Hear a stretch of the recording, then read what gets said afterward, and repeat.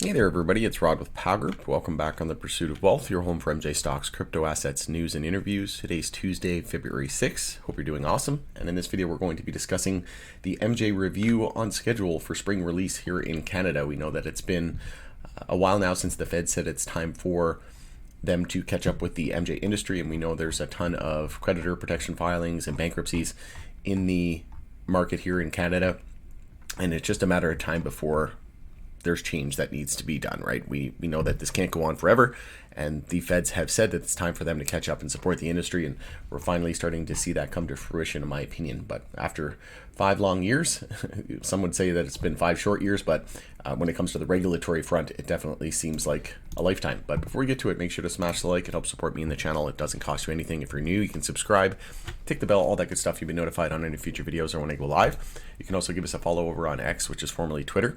The handle for that is @GroupPow. Going to be using that as my platform of choice going forward.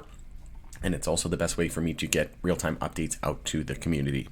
And as always, this is not financial advice. This is for entertainment purposes only.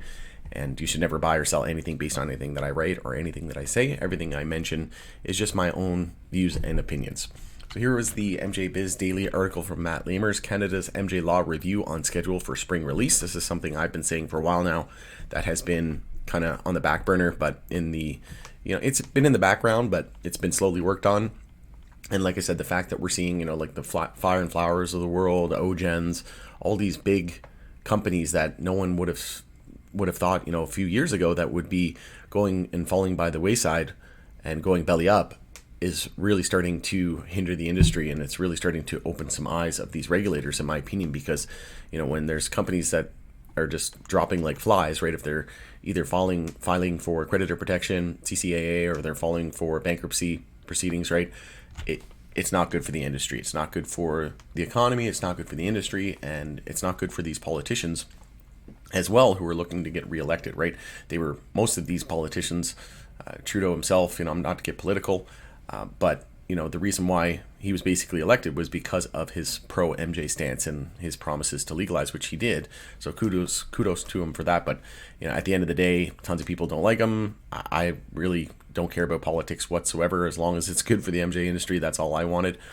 Whether or not he'll stay in office, that's another discussion. But at the end of the day, I just want what's best for the MJ industry.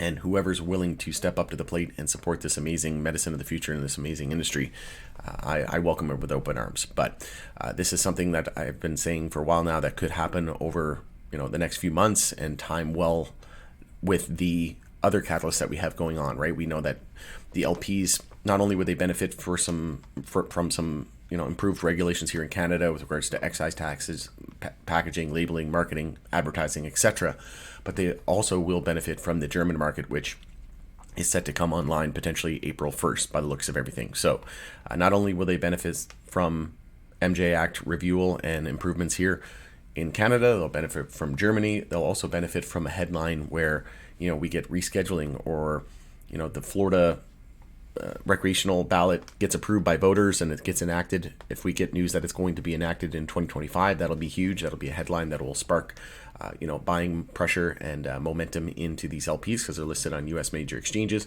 If we get rescheduling to Schedule 3 recommendation from HHS approved by DEA, that's going to be great for these LPs because they're listed on U.S. major exchanges. And then safer banking, right? All of these catalysts are stringing together nicely, and then Pennsylvania as well. So you're starting to see that over the next few months, we could really be kicking it into high gear.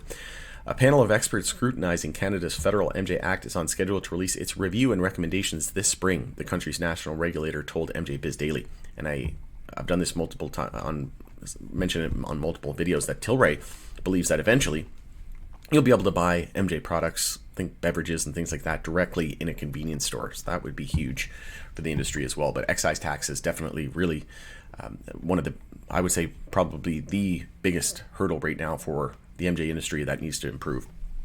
So MJ industry officials will be closely watching for recommendations related to the economic and social environmental impacts of MJ Act, which could lead to reform that has ramifications for the heavily regulated industry. The 2018 MJ Act formal review The 2018 MJ Act required the formal review to examine the law's impact on public health, consumption patterns, and effect on Indigenous communities. It was subsequently broadened to cover the laws of economic and environmental impacts, progress toward providing access to legal products, its impact on access to medical MJ, its impact on Indigenous peoples, racial communities, and women who have faced significant barriers to participating in the legal industry. Per the terms of reference guiding the review, the panel's final report is supposed to be delivered to Canada's health ministers no later than 18 months after the establishment of the panel. That would mean March 2024. So again, all the tea leaves, all the charts have been pointing to a massive explosion into March and April of this year. And again, that coincides nicely with a potential rescheduling decision from DEA around the same time. I've been saying that it should happen between now and the end of April. And then tons of chatter around safer banking, like I said, gaining traction. And then Germany, Florida, Pennsylvania. This is gearing up to be one hell of a year here for MJ. After that, the report will be presented or tabled in both houses of Parliament by spring 2024, a Health Canada spokesperson told MJ Biz Daily via email. Once the final report is tabled in Parliament, Health Canada will carefully review the panel's recommendations, the spokesperson added.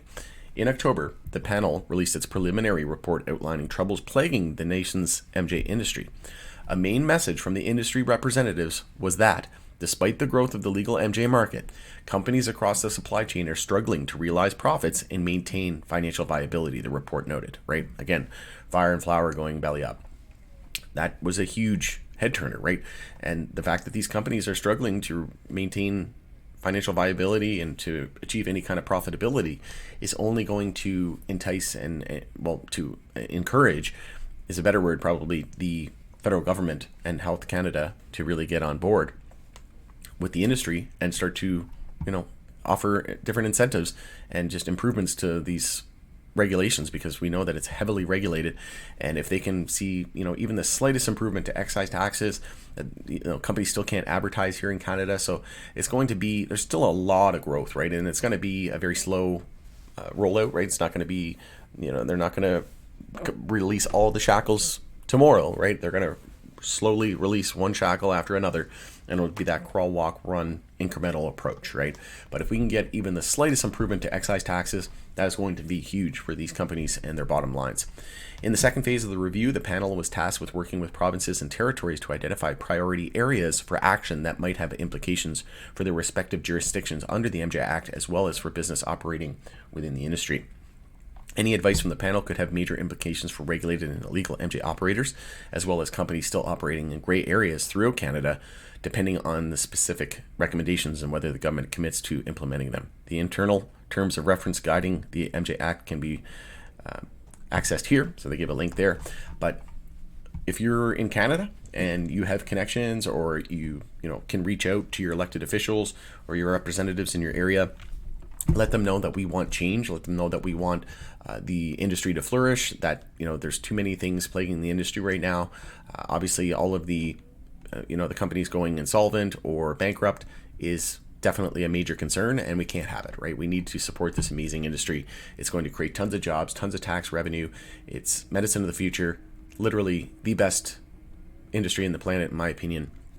And it's time for us to start treating it as such. So reach out to your representatives in your area and let them know that we want change. Let them know that we want the federal government to start to, not just talk, but actually put to pen to paper and show us with actions that they're going to support this industry. So all in all, this is great to see. And like I said, the LPs don't really get much love these days, but one thing to remember is they're listed on US major exchanges. So when we get any kind of positive headline, whether it be DEA rescheduling decision to Schedule 3, whether it be full descheduling eventually, I don't think that's the most likely scenario. It's probably going to be where we end up, but it's probably going to be a while. Whether we get safer banking, whether we get Florida approved and enacted in 2025, what other headlines could it be? Pennsylvania, right? Germany coming online. All of these things are going to benefit these LPs as well. While there's going to be winners and losers on both sides of the border, I own both US producers, Canadian producers, US producers, not just US producers, but retailers and the Canadian retailers, ETS, both in Canada and the US as well. I want all boats to rise together, and there's enough for all of these companies to win, not just in Canada and the US, but around the globe as well.